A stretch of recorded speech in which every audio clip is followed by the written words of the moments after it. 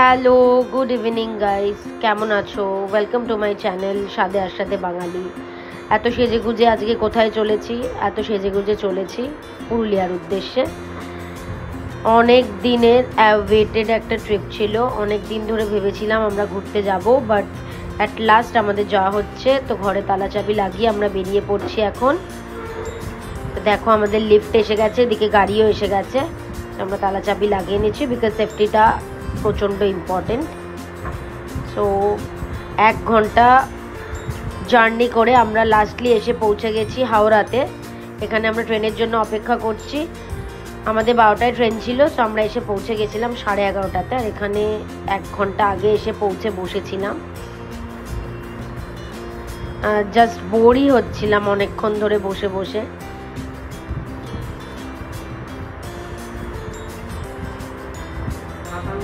তো এখানে আমাদের টাইমিংটা দেখাচ্ছিল 12টা, বাট শিওরলি বলতে পারছিল ওখানে কিছু গাড়ির প্রবলেম হচ্ছিল। কিছুদিন আগে একটা অ্যাক্সিডেন্ট হয়েছে ওই লাইনে, ওই জন্য গাড়িতে আসায় কোনো প্রবলেম হচ্ছিল। আর এদিকে দেখো পাগলটা নাচতে নাচতে চলে যাচ্ছে। আমি যে ভিডিও করছি দেখেছি, অমনি সাথে সাথে নাচ বন্ধ করে দিয়েছে। তো এখন বাজে রাত 3:30।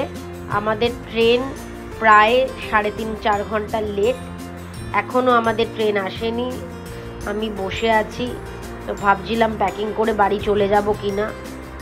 তো আলটিমেটলি ট্রেনের আসার অ্যানাউন্সমেন্ট হয়েছিল এবং ঢুকতে ঢুকতে প্রায় 4:30 বেজে গেছিলো। রাত্রিবেলার ব্লগটা কন্টিনিউ করতে পারিনি। এখন বাজে সকালে 9:30।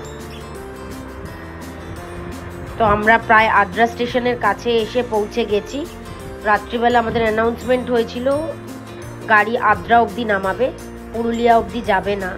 তাই আদ্রা অবধি আমরা গিয়ে ওখান থেকে কিভাবে যাব সেটাই ভাবছিলাম। আমাদের একটা ট্রিপ প্ল্যান করা ছিল, আর জাস্ট সেই প্ল্যানটা ভীষণভাবে ভেস্তে গেল। বাইরের ওয়েদারটা দেখতেই পাচ্ছ কতটা ভালো, কতটা সুন্দর। প্রচণ্ড মেঘলা করেছে আর বৃষ্টিও হচ্ছিল ঝমঝম করে।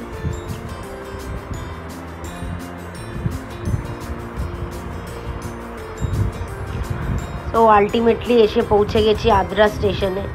এখনও আমরা কিংকর্তব্য বিমূঢ়ের মতোই চলেছি। কি করব পরে কিছুই জানি না।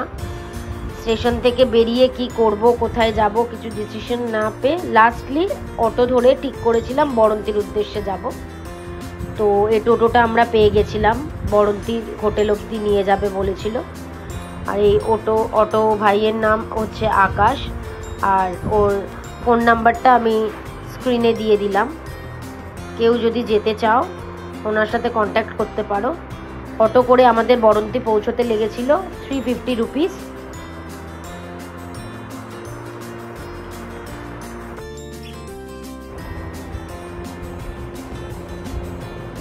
যাত্রাপথে সৌন্দর্য উপভোগ করতে করতে আমরা পৌঁছে যাচ্ছিলাম বড়ন্তির উদ্দেশ্যে।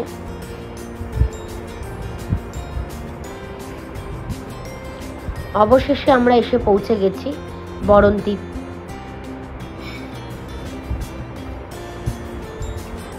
লেকের অপরূপ সৌন্দর্য দেখতে দেখতে আমরা পৌঁছে যাচ্ছিলাম বড়ন্তি রিসর্টের উদ্দেশ্যে।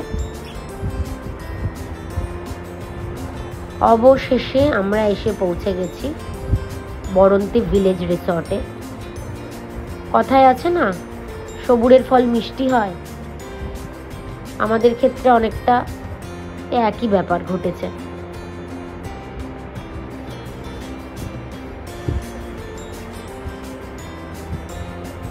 এটা হচ্ছে বড়ন্তি ভিলেজ রিসর্ট। এই সময়টা এতটাই অফ টাইম ছিল যে প্রায় লোকজন ছিল না বললে চলে। এটা হচ্ছে আমাদের রুম। আমরা একটা প্রিমিয়াম ডিলাক্স রুম ভাড়া করেছিলাম।